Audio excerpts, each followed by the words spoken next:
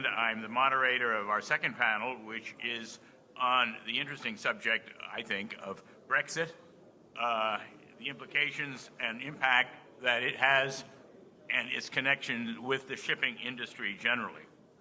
I would like to introduce, if I may, very briefly, our panelists. First of all, we have, I'll be doing very well in about 30 seconds. Lindsey Keeble, a partner in the famous maritime law firm of Watson, Farley, and Williams. Michael Parker, Global Industry Head for Shipping at Citibank. Jeff Pribor? Jeff's missing. We'll see if he comes later on. And Bryan Turley, Head of Investment Banking, Debt, and Structured Products, JonesTrading Institutional Services. Thank you all for joining us.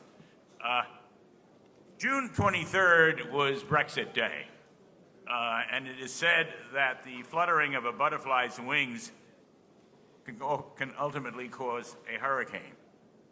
There were many predictions then that things were going to go wrong. So far, they have not been carried out, or they have not been justified, or so it seems. But Brexit may be seen by some people, and has been, as part of a process that marks the challenging of old patterns of thinking in the world of international trade, including shipping. Some say that the old free trade model is in retreat. Others say that Brexit is part of a series of challenges that we have seen since 2008, which not only tend to undermine the sentiment and support of trade agreements, but also international and intergovernmental organizations such as the European Union. Free trade may be said to have powered the commercial boom. How you doing, Jeff?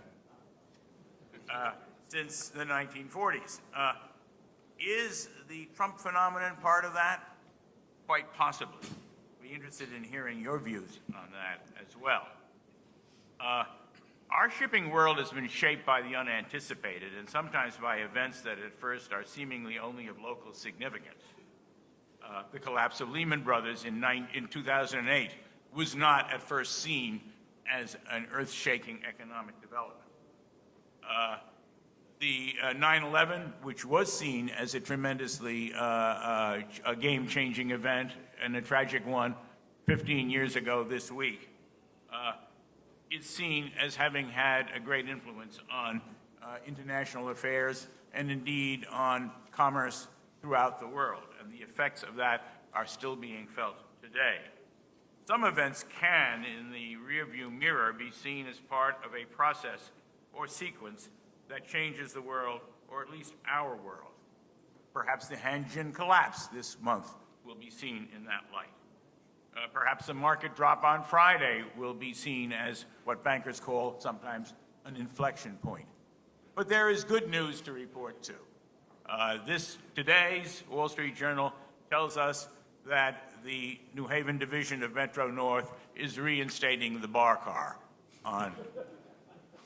This means that shipbrokers who travel between Manhattan and Greenwich and Stamford will once again be able to enjoy the benefits of alcohol. And I agree completely with what Hamish Norton said in the panel that we've just heard, that alcohol is a very fundamental part of the maritime industry as a whole, for good and also for ill.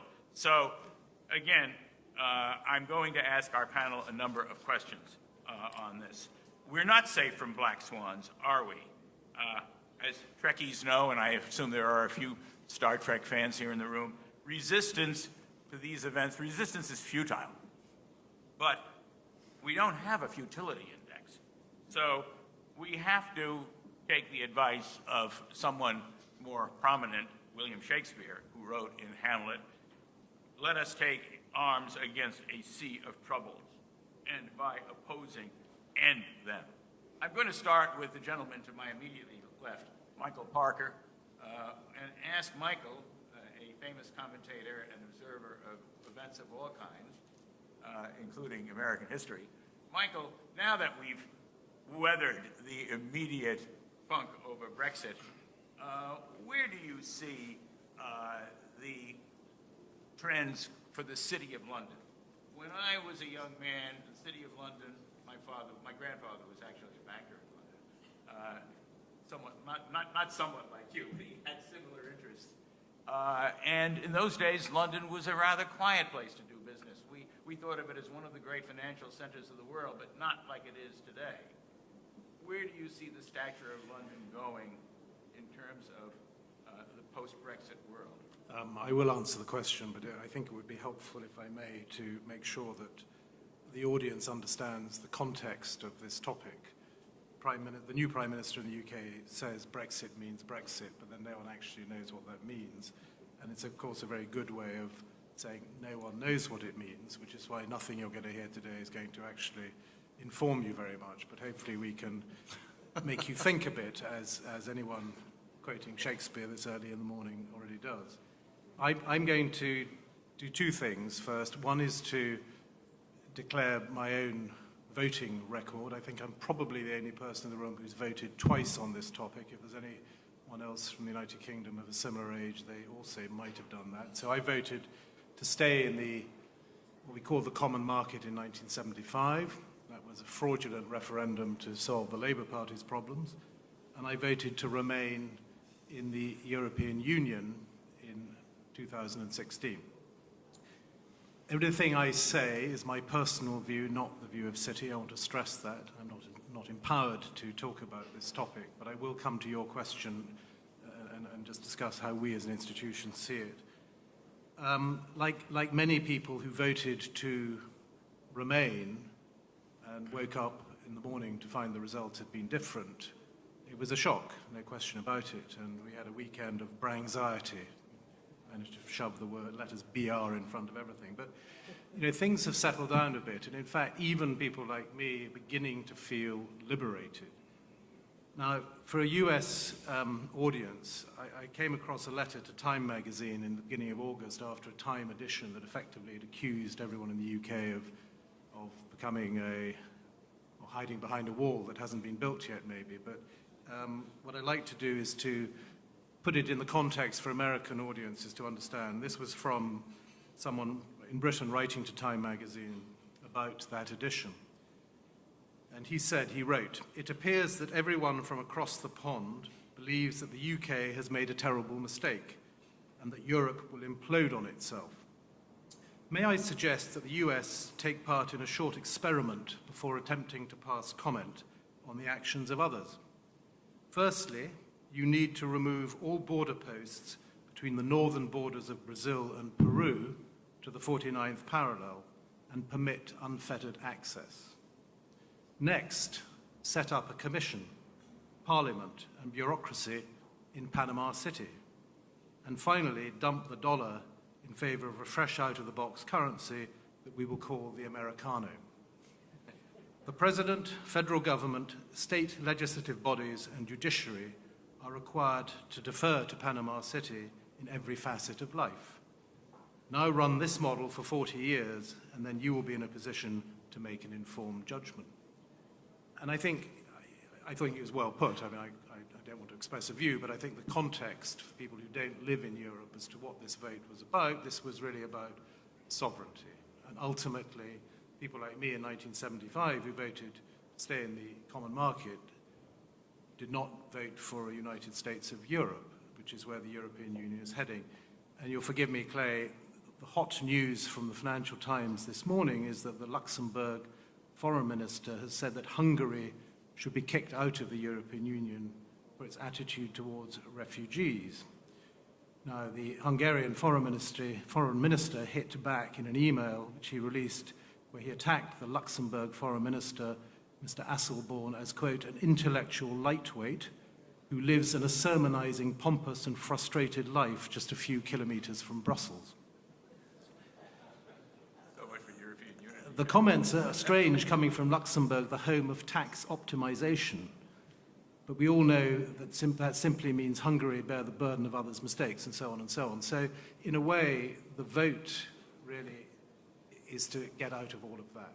So to come back to your question, Clay, which is of course a very good question, is until Article 50 is triggered, no one knows. But it is also true, and I accept the point you're already making, is that the largest industry for the UK is financial services in terms of its contribution to GDP. It is therefore very important that whatever arrangements are made are designed, hopefully, to protect the passporting of financial services. But you need to look at it from the other perspective, which is London is Europe's financial centre.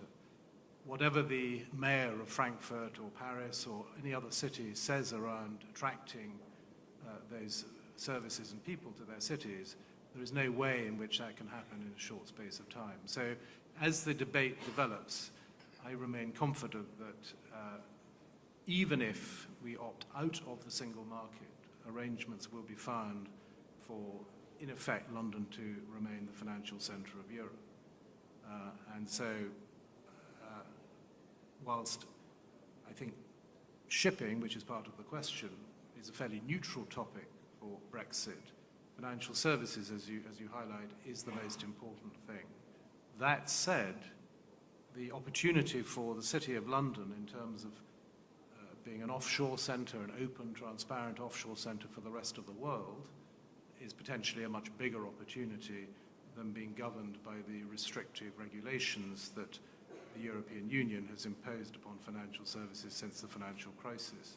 That is not to argue for deregulation, but it's to argue for the fact that the UK will then be able to make its own choices around what financial services can be provided, rather than in effect being handcuffed by essentially people in Europe who take a view that the Anglo-Saxon financial model is not something they find very attractive. Thank you. In other words, what you're really saying, Michael, is that this may be seen, if we could project ourselves like Star Trekkies 5 years into the future and look back, as a tremendous opportunity. I think that's well put. And then that raises a question which I'm going to put to Jeff. And you'll be happy to know that this is something that's not about Jefferies or about New York, but about the global industry. Might that not, you've heard what Michael has just said, might that not mean that London's future and the city's future is more like that of Singapore? In other words, a great financial center not tethered to a trades union called the EU, but rather one that offers its services to the entire world, rather like New York at the present time in ways. What do you think of that? I know it's a complicated question.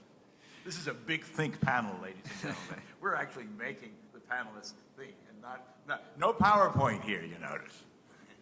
Well, like Michael, I'll just make one introductory comment that's not responsive and then move on to responding.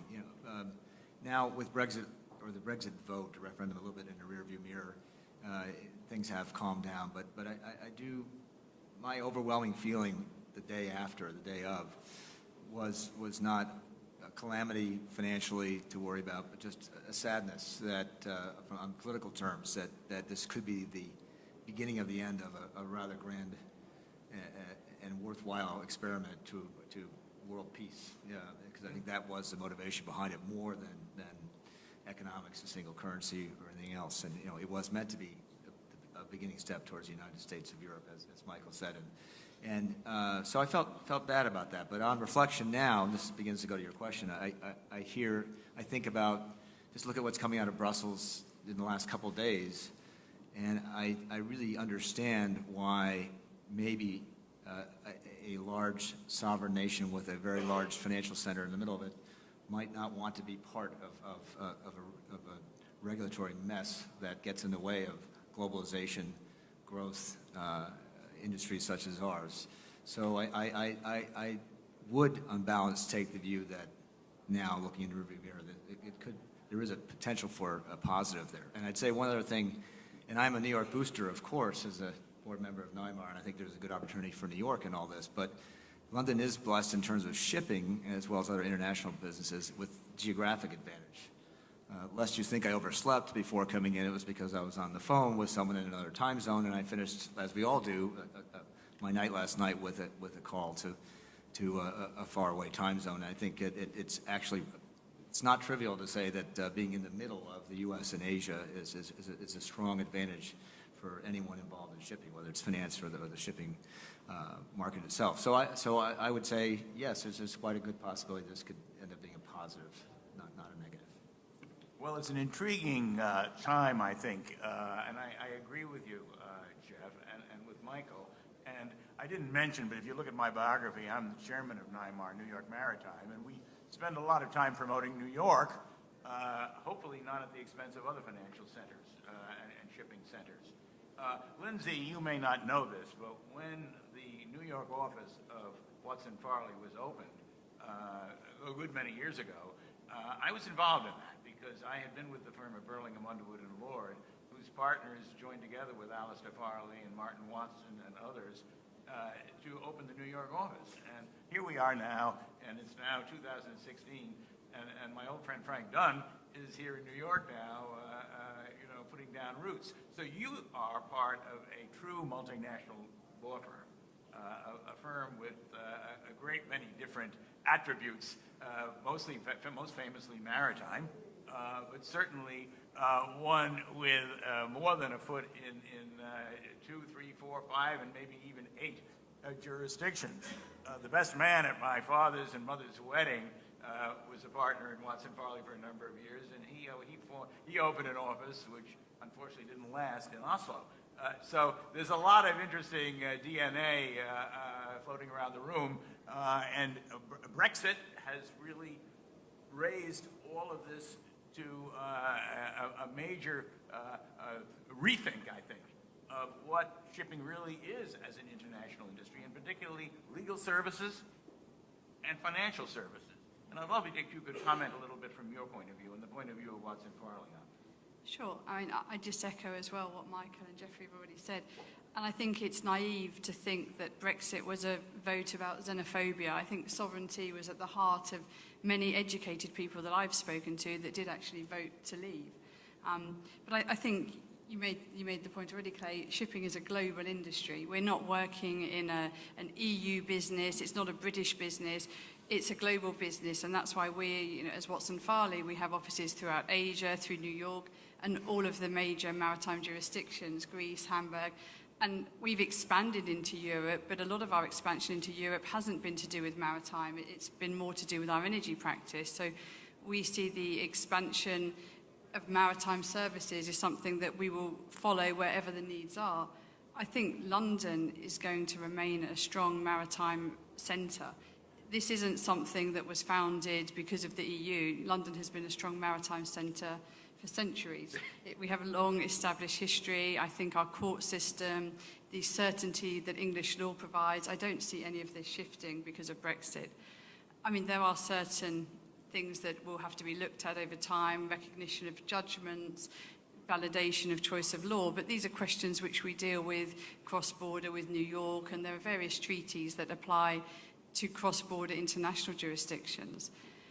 Looking at it more on a sort of smaller level for the UK and the UK shipping industry, Brexit, again, I think it can be a positive story. There's a lot of regulation relating to the North Sea that perhaps if this was removed, there'd be opportunities in the North Sea to decommission some of the assets that are sitting up there. There's opportunities for exporters from the UK to look wider than just the European market, which currently makes about 50% of UK exports. So if we're trading on a wider, more international basis, this could have a, albeit small, because we're a very small country, but a positive impact on world trade, because we would be looking to expand and trade with partners further afield. Thank you. Thank you. Well, the question now is, and getting back to my statement at the beginning about the reinstatement of the bar car on the local rail system, at least part of it. Does the Brexit phenomenon, coupled with, for example, the continued travails of Greece, spell a very, very serious future, and maybe not a very happy one, for the European Union? And if so, is that something that may be contagious? We now have had a shipping recession, a phenomenal shipping recession globally since 2008 at the latest. It's now 8 years and counting. I've been in the business for nearly a half a century, and I don't remember a time when we had a shipping recession that was as durable as the one we're in now. We've had deep ones, but we've never had anything quite as long-lasting. And in spite of what every panelist we're going to hear today will say, the big issue for shipping really is looking at all the sectors, from offshore in the Gulf of Mexico, off the coast of Africa, to dry bulk, liquid bulk, and certainly container ships. How long is this going to last, and is a phenomenon like Brexit going to, in fact, extend its length? Bryan, I wonder if you at JonesTrading, looking at investment banking, have a thought on that. Yeah, thank you. Well, you can hear by my accent, I'm originally Irish, so the bar car thing is very important to me too. Us Irish guys wake up every morning 2 pints below par, so I'm hoping that the morning session will also have a bar car. We think it's going to actually, we think it marks the turnaround. If, you know, you might be able to That might be that might be the inflection point we're looking for. I think, and just to comment briefly on the Brexit thing before making it a little broader. You know, I grew up in Dublin, and I worked firstly in the City in London for Royal Bank of Scotland before moving over to New York. So it's been an interesting look over the last 25 years of my life as to how things have developed. And yeah, the same as the other speakers, I was a bit shocked when I saw the result that morning of the 24th when I woke up, and I was 99% sure that it was not going to go through, and then it suddenly started moving the other way. But I think in retrospect, we've seen a lot over the last month, and anyone who follows European affairs or even Irish affairs, I can see how Brussels can impact a small nation with, for example, what's going on with Apple and the kind of figures that are involved in that. So, you know, I've gone from a view of shock to a view of, you know, this may not actually be a bad thing, and it's going to focus people to ask the right questions, and I believe we'll end up with something that is neither what was there before nor a full Brexit, but something that is actually possibly a better solution for everyone, and these questions need to be asked from time to time, and it was pretty ballsy that the British took that view, and I think they've asked a very, very important question that even us sitting here in America are very, very focused on, and focused on for our own country. So that's the Brexit piece. From a JonesTrading point of view, a lot of you may not know of us. We are, however, probably the largest institutional trading firm on the street, with 23 offices and a full broker-dealer in London and a full broker-dealer in Canada. So we do take we are very focused on events such as Brexit, and we are probably the largest trader in shipping stocks in New York, so we're pretty focused on how that impacts on shipping too. So I don't think Brexit is going to either extend or shorten the dislocation in Europe. Europe has shown itself as being a master of kicking the can down the road, and they'll continue to do that.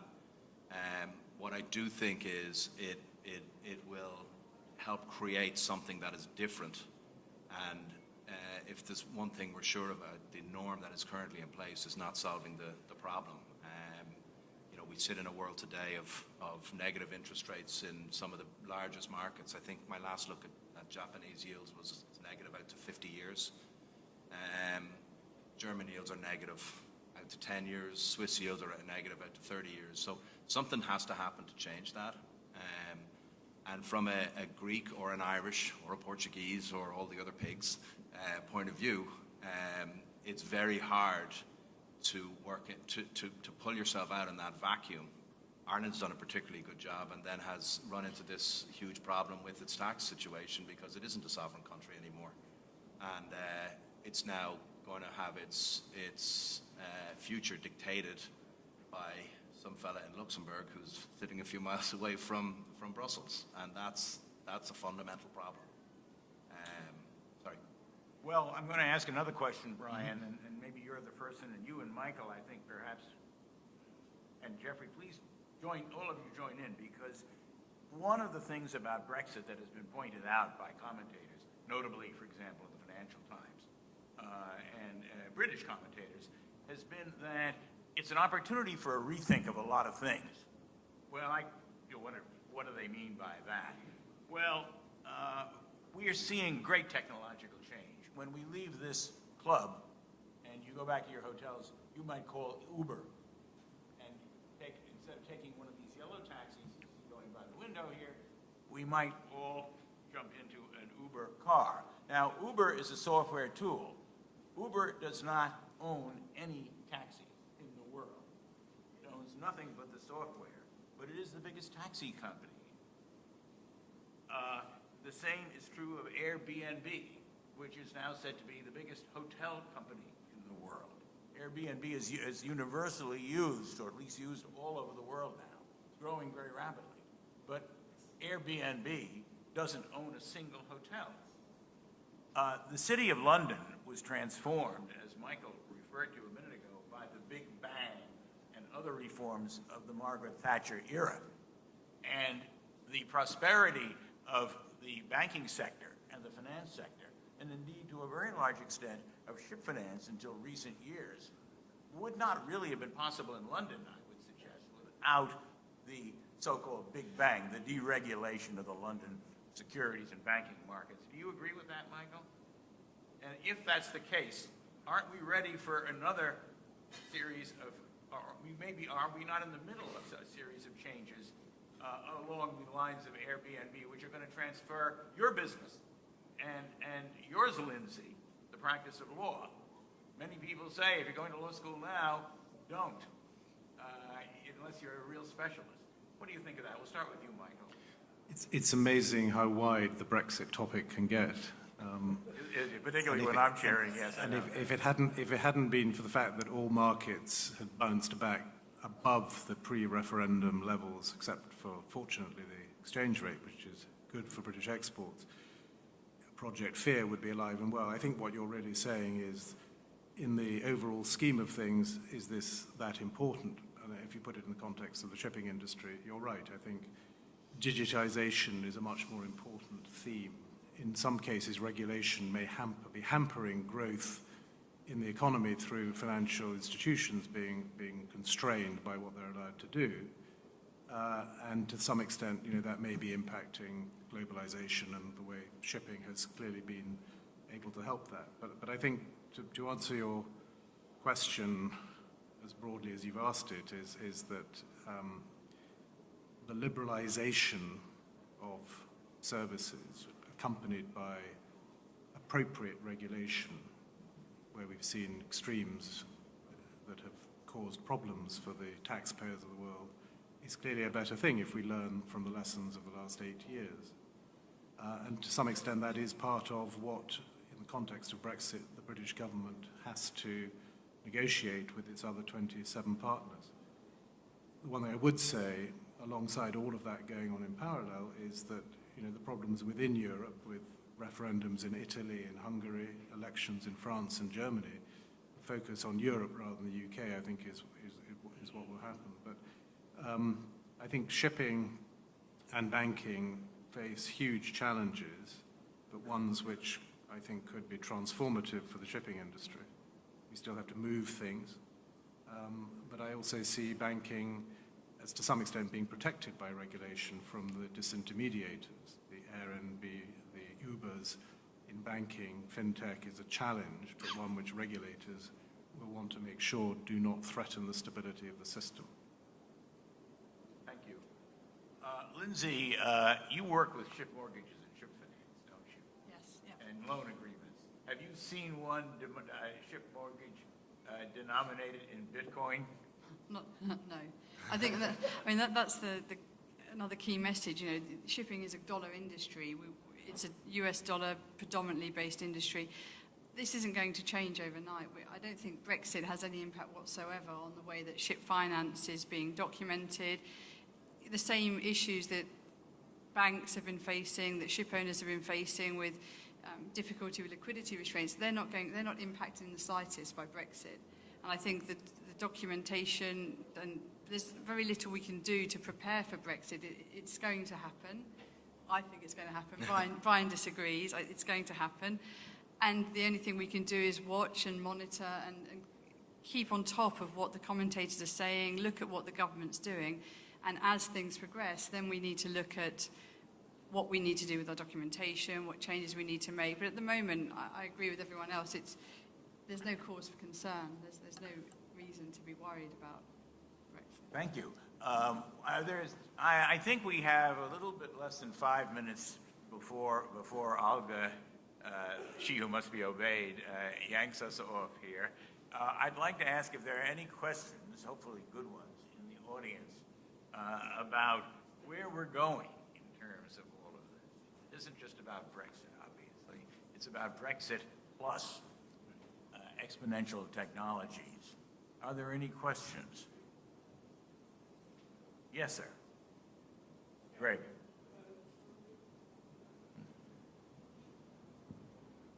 Hi. All this discussion is based upon the assumption that the financial passport will not be lost. But just hypothetically, can you give your views on what would be the effect of shipping if the financial passport was lost? I honestly don't think any, to be quite honest.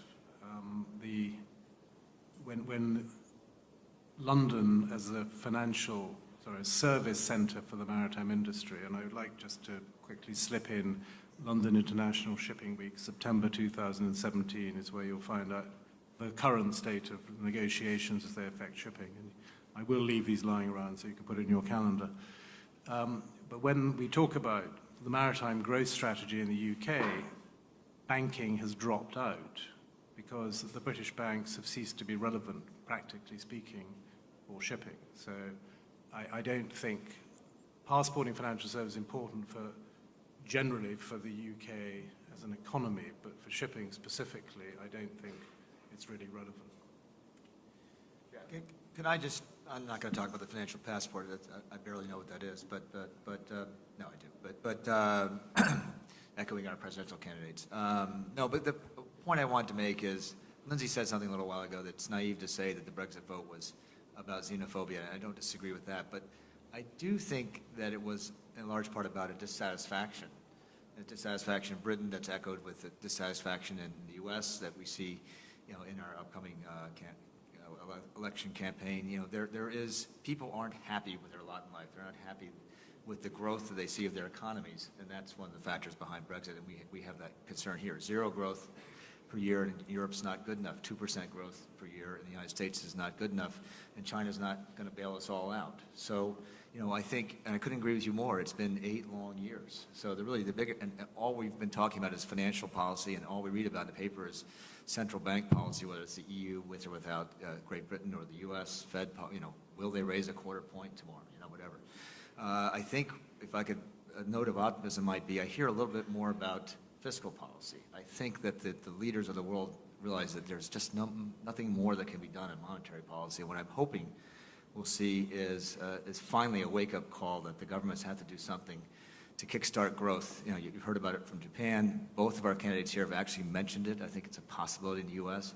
that we can get some better fiscal policy going into 2017 that will shake up the global growth, maybe kickstart globalization again, and this dissatisfaction that led to partly to the Brexit vote and partly to what's going on in the U.S. will begin to call it 8 years and stopping, and move on from a recession. Thank you. On that note, is it a short question that will not? Great. Okay, I may answer it myself, and that way we'll shut it down because we really are under the gun. Who's next, and where does it end, and how does it affect shipping? Who's next? You mean here in the United States? No, sorry, not a logistical question. Relative to Nexit, the next countries that may affect. Oh, who's going to leave next? Yes, and what scenario would affect shipping? Can I answer that? We'll get out of here on time. I'll answer it. I don't think any country, with the possible exception of Greece doesn't want to leave at all, but I don't think any of the present members of the EU are going to vote to leave in the near future. If they're allowed to vote. But Maybe Norway come in. watch the election returns in France. If the next president is Madame Le Pen, I think she goes up Madame, not Mademoiselle, even though that's her maiden name, that would change things. There is a trend towards isolationism and towards the far right in certain countries. Austria is another. Poland is certainly already there. Hungary, which we've heard mentioned, is there. But whether that means the breakup of the EU, I doubt. What I do think is that we will see a dilution, a weakening of the degree of control exercised by the Berlaymont, which is the local term for the headquarters of the EU in Brussels. I hope that answers your question. Thank you very much for joining us. I wish we could go on longer.